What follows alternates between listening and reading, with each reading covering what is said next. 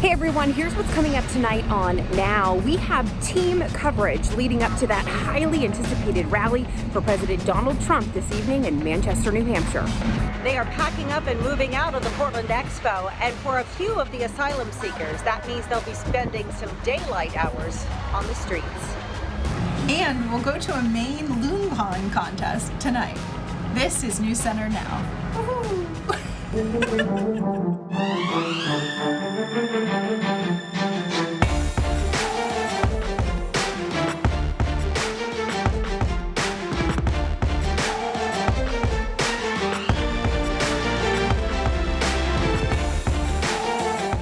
Good evening, everyone. I'm Jess Conley. And I'm Cindy Williams. We are in for Lee and Lindsay this evening. Thousands of people are lined up in Manchester, New Hampshire at this hour. Looking forward to hearing from President Trump at a rally this evening. News Center's Pat Callahan and Samantha York are there tonight. Sam's at the airport. Pat is at the SNHU Arena where the rally will take place. Pat, how long have people been waiting to get into that arena? All right, you know, this rally doesn't start until 7 o'clock tonight, but there have been people lining up all day long. In fact, many of the thousands of people in here were here last night. It is just a sea of Make America Great hats and all kinds of buttons and banners here. Donald Trump lost to Hillary Clinton narrowly in 2016, but Republicans are solidly in his corner. The most recent University of New Hampshire survey shows more than 80% of Republican voters back Trump. Just 5% of Democrats do. I spoke with people who started lining up late last night and overnight, and their passion is evident. Absolutely. This is my favorite president in all my lifetime.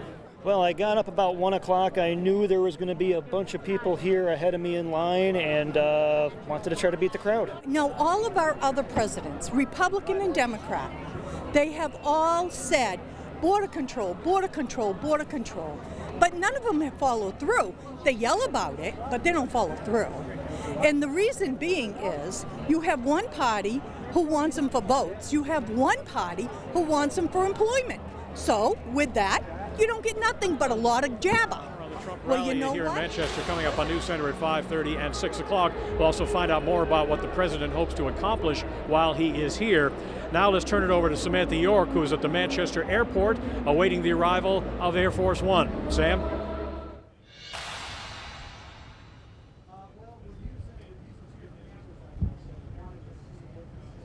Yeah, Pat, President Trump took off from Morristown, New Jersey around 4:45 this afternoon. They anticipate him to be landing here on Air Force One at the Manchester-Boston Regional Airport around 5:50, 5:55. You can already see that there are members of the Secret Service here, as well as some of his close family friends out on the tarmac. We have the U.S. Coast Guard flying over just right now. Just a moment, might be a little loud.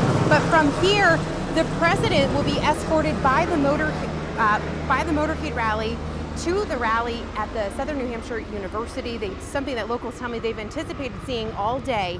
This is the first rally that President Trump has held in New Hampshire since announcing his run for re-election back in June. The event has both supporters and protesters anxiously awaiting his arrival. Many of those attending the rally have been waiting in lines all day, and some got there as early as 3 a.m. to show their support and get a good seat when the doors open. But there are others who plan to spend their time outside and are hoping their presence leaves a lasting impression on President Trump, saying while there are many here who support him, there are others who have simply had enough. It's for our future generations. It's for this country itself. If people don't rise up and speak, it will continue.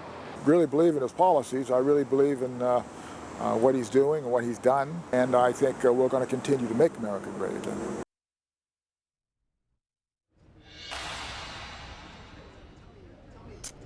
So again, President Trump is set to land here in Manchester around 6 o'clock. He'll then be escorted by a motorcade to the Southern New Hampshire University Arena for the rally at 7 o'clock. We'll be live for you on air and online right up to the event. Guys, back to you. All right, Samantha, thank you so much. Since June, 440 asylum seekers have stayed at the Portland Expo. Well, today is the deadline for those folks to leave the Expo, and the city tells us it has met that deadline. Some moved on to other states. Many others, about 200 of them, are still here, spread out in whatever housing could be found for them in Portland, Brunswick, Bath, Lewiston, and Scarborough. An additional 42 families are now staying in host homes in the greater Portland area. When the expo closed this afternoon, 26 people were transitioned into the city's previously used overflow spaces. At this point, the city is not looking for more host families. Their challenge now is drivers to help these families get to the appointments, the grocery store, and more. We've got a lot more on this story coming up in the next 90 minutes right here on News Center Maine. Right now, though, we want to take a look at the weather. And guess who has that? This is my co-host for the evening. This is where I can really excel. Yeah.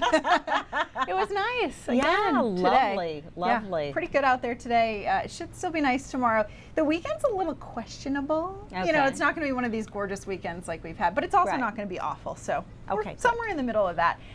Here's a look at the high temperatures from today. We made it to 77 in Portland, 78 in Wiscasset, 78 was the high today in Bangor too. These temperatures right around normal for this time of year. The average high is in the upper 70s and low 80s depending on where you are in the state, so not too bad. Mostly clear out there right now too. You can see the satellite radar, a few clouds moving into parts of southern Maine, but other than that, we've seen some sun today and we'll continue to see some as we go into the day tomorrow. Off to our south and west, some severe weather happening. Thankfully, we are not expecting any of that. However, as we go into the weekend and even into tomorrow afternoon for some of us, we are expecting some rain showers and even possibly some thunderstorms. So by tomorrow morning, we'll see temperatures starting out in the mid to upper 50s. You can see if you are away from the coast, especially in the mountains and higher elevations, that's where you have the best chance of seeing some rain showers from tomorrow afternoon, from tomorrow morning through tomorrow afternoon. At least though, the temperatures tomorrow will be able to warm up a little bit. It's looking like it's going to make it into the 70s. Not too bad of a Friday, but yeah,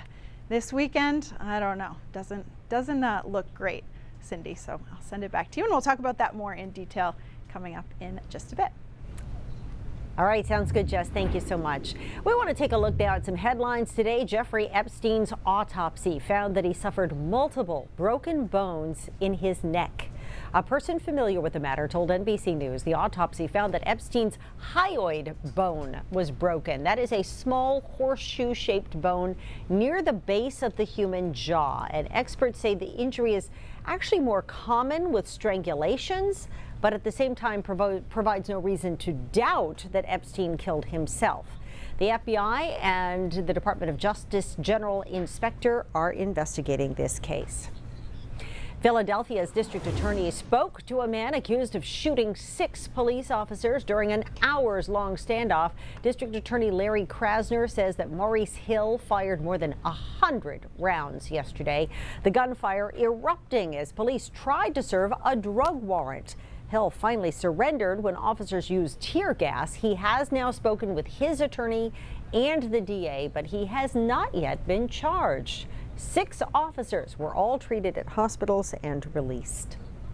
A Russian pilot is being hailed a hero for safely landing his passenger jet in a cornfield after it collided with a flock of gulls seconds after takeoff, causing both engines to malfunction. While dozens of people on the plane sought medical assistance, only one was actually hospitalized. The quick thinking of the captain, Damir Yuskopov, is spurring comparisons to the 2009 Miracle on the Hudson, when Captain Chesley Sullenberger landed his plane on the Hudson River after a bird strike. So the same thing. And this just in, you guys, multiple news outlets reporting that Dale Earnhardt Jr. was in a plane crash in Tennessee. None of the injuries, we are told, are serious. The pictures are pretty amazing. Details on our website and mobile app. We're going to take a quick break. But coming up, we're going to learn more about one of Maine's best-kept secrets. It's a loon calling contest, and the sights and sounds from that story coming up on Now. Graphic images warning people about The dangers of smoking could soon be on all cigarette packages. The FDA announced today that it wants to add 13 new warnings on all cigarette packaging and tobacco advertisements. The proposed labels would cover nearly half of the package and mention some of the lesser known health risks, such as bladder cancer.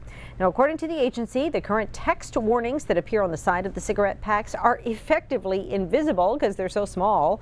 If approved, it would be the most significant change to labels in over 30 years.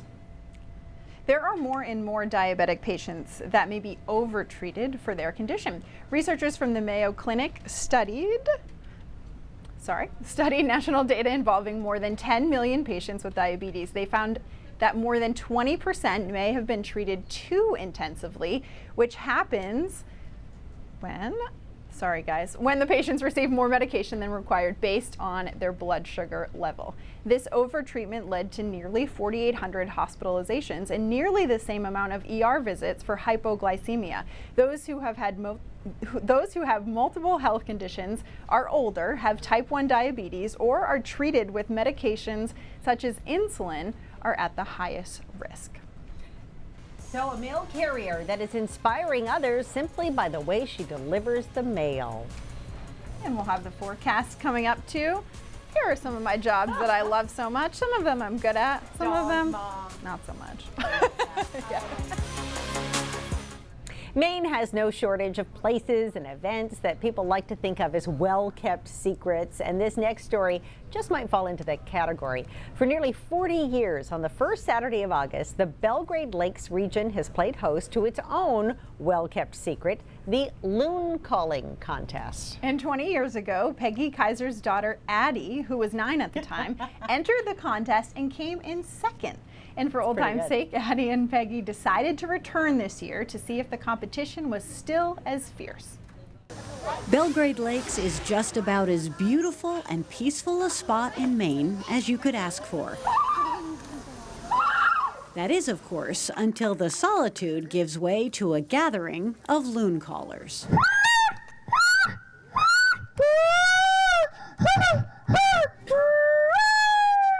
Just as the day is beginning to wind down, residents and visitors alike gather on the bridge that marks the center of Belgrade Lakes Village between Great and Long Ponds. Participants sign up in 3 categories: 7 and under, 8 to 12, and 13 and older, all the while eyeing the display of trophies. I want the gold one. And without a lot of fuss, the competition gets underway. My name is Samuel and I'm from Somerville, Massachusetts.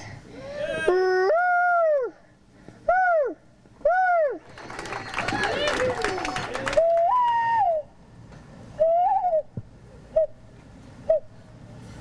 Beautiful. Thank you. John Rice is the owner of Castle Island Camps, and when he and his wife purchased the camps in 2002, he took over emceeing the event. Has it changed? Not at all. Kids come year after year. Some of the adults take it just as serious and they keep coming back, and it's just so much fun to watch the kids. Reigning champ from last year. My name is Aiden and I'm from what is it again? Beverly. Beverly. How old are you? And I'm 6 years old.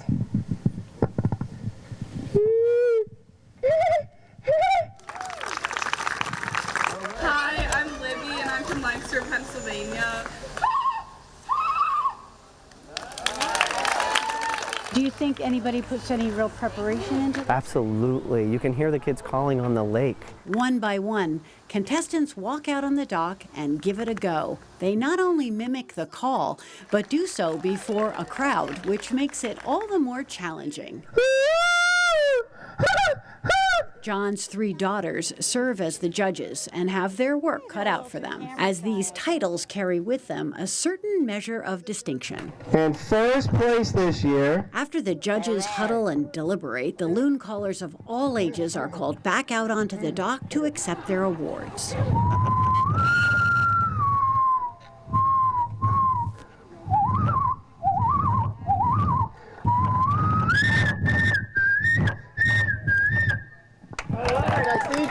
I think we got it right. Congratulations. And revel in a skill that few people can lay claim to. Congratulations, Finn. Nori, do you practice your loon call? This year I did. You did? Yep, and I got practice with real loons. Practice that has clearly paid off. Hey, you had to steal the show on that one, huh? And as the sun sinks closer to the horizon, the loon callers disperse, leaving the distinctive and haunting call of the loons to those who do it best. Those folks were good. I love that. That was awesome. I mean, some of those so kids cute. were so adorable, too. But Next year, we're going to compete, or no? no, Is that not what you said? happening. No, no. I can't figure out how they did the quick little ones. I know.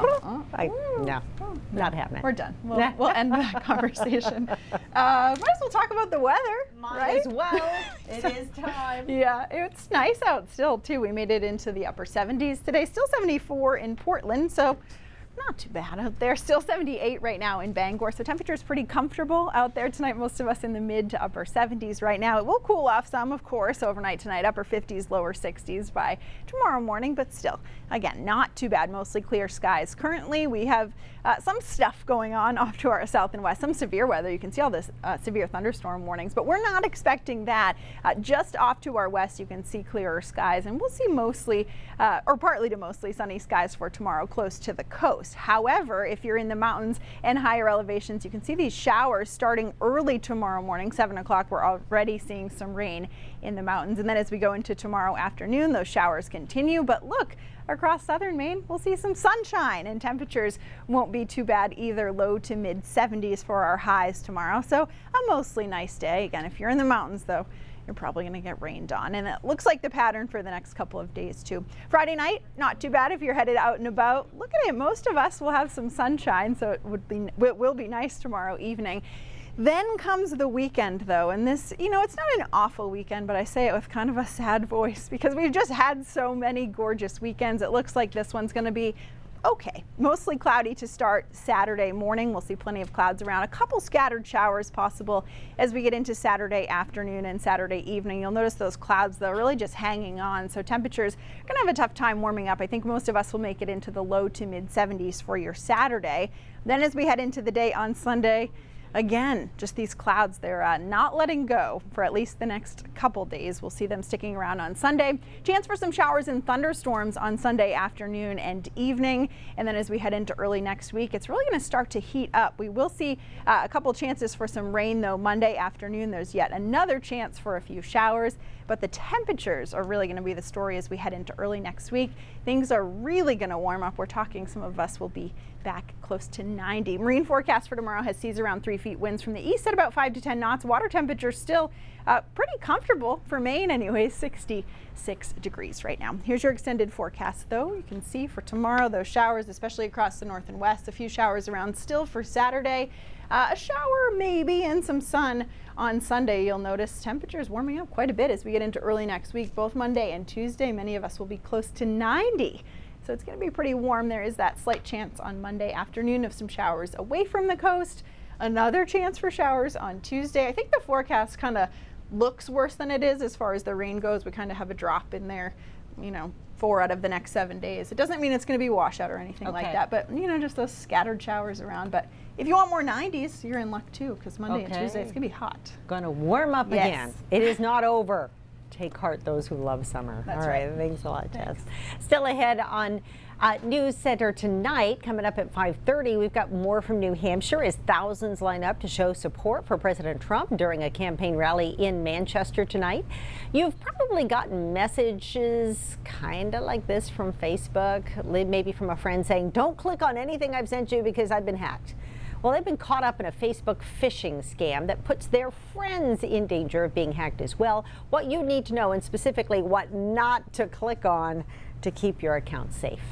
And a young man walked onto Hadlock Field last week to throw out the first pitch. And it's hard to know what's more impressive here, how fast and accurate his pitch was, or the fact that this young man walked out onto the field with such confidence wearing a new prosthetic leg. Those stories and much more at 5:30. And we'll be back right after this. Summertime in Texas is very hot. A mail carrier there is making her workdays even hotter by doing something that most people would consider crazy. Sean Giggy has the story. To be a mail carrier in the middle of Texas, in the middle of summer, is admirable. But to do it the way Jamila Hendricks does is crazy. There's times where I question myself, like, chick, you must be, how are you doing this? Why are you doing this? Every day, here in Waxahachie, whenever Jamila isn't driving, she's running her entire route. A lot of people say, why is a dog chasing you? Are you running from someone? Did something just happen? But Jamila says it's not what she's running from, it's what she's running for. I run for them. Jamila and her husband have 3 children. Before she started running, Jamila says her health had taken a back seat. Here she is, nearly 300 pounds, just 2 years ago. So, with her children in mind, she started losing weight, eating healthier, and delivering the mail like this. So far, she has lost more than 130 pounds and even discovered an unexpected side effect: being able to get home early for dinner. I love that energy that lets off and the conversations that are upheld at the dinner table. So I run to do that. Jamila says running has also been therapeutic. Sometimes the pain that's inside of us hurts more than that heat. Her sister was killed in Louisiana earlier this year. Running helps relieve some of that pain. At times when I felt like crying, I would run. I would just ask God to just give me the strength to make it just through this day or just through this street. Jamila says every time she feels like giving up, she finds strength in family. Because it may not be easy, but sometimes our toughest battles can be overcome when we take steps to live for each other. If we can just continue to do it every single day, door for door, delivery for delivery, spread that joy, it can become infectious like a fire. Message, deliver. In Waxahachie, I'm Sean Giggy. Well, that does it for News Center Now. Thanks for sticking with us. News Center at 5:30 is next.